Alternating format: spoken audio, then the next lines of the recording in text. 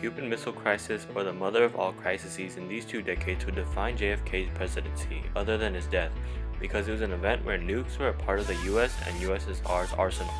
Not only that, but both countries were considering to send offensive nukes to each other's lands, which would have put mutually assured destruction in practice, like this. Somebody say boom! This event would forever change a nation's level of comfort with sending nuclear missiles due to mutually assured destruction. The nuclear test ban treaty was passed by JFK, and SALT proposals would arise. And with Fidel Castro in control of the nukes, then the world really dodged a bullet in those 13 days. And if you were confused at all with why the world was on edge when Khrushchev delivered missiles to Cuba, then here's a clip that might help.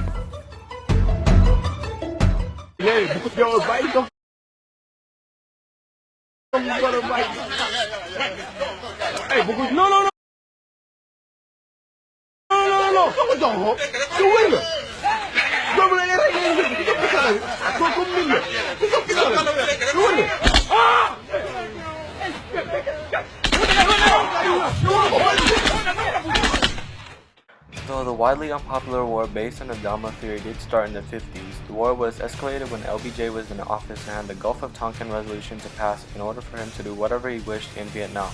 2 major incidents increased public criticism in the war were the My Lai massacre and the Tet offensive. Thereafter, the US would retreat from the war through Nixon's Vietnamization. The war would bring about change domestically with the 26th Amendment allowing 18-year-olds to vote due to the drafting age being 18, instill a sense of reluctance regarding war, and the War Powers Act would pass to limit the president's power in war. Vietnam also brought change socially in America with the Civil Rights Movement, as many soldiers were black or Hispanic. Before Nixon's visit, America's relationship with China was like when 2 people mutually think the other is weird.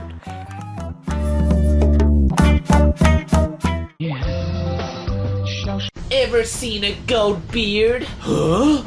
Gold? Yeah!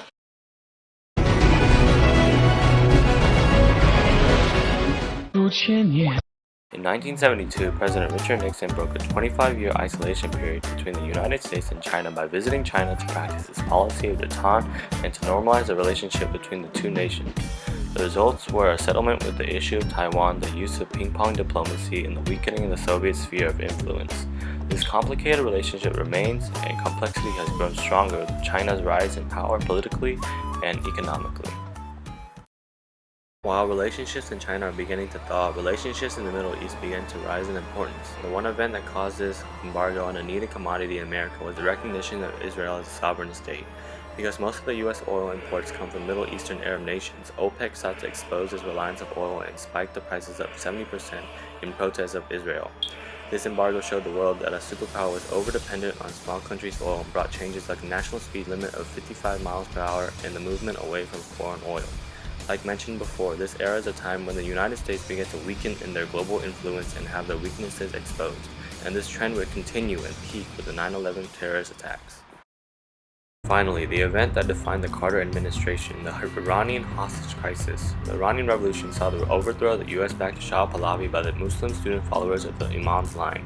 Though the US was not involved in this revolution, the hostage crisis stems mainly from the US allowing the Shah to seek asylum in the US. Thus, Iranian students demanded the return of the Shah for trial and execution. However, Carter refused to be blackmailed and began a hostage situation that lasted 444 days until Carter negotiated right before Ronald Reagan took office.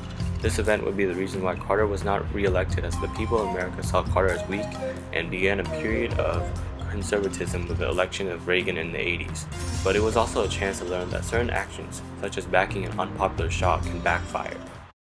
This era deserves the title of the best decade, as this time period is pivotal in America's history in terms of political influence, economic power, and relationships with bitter rivals. Certainly there are other eras important to America, but the 60s to 70s was a time period where the people were afraid of mass destruction, where a number of precedents were set, weaknesses were exposed, and where region slowly became the US's #1 priority.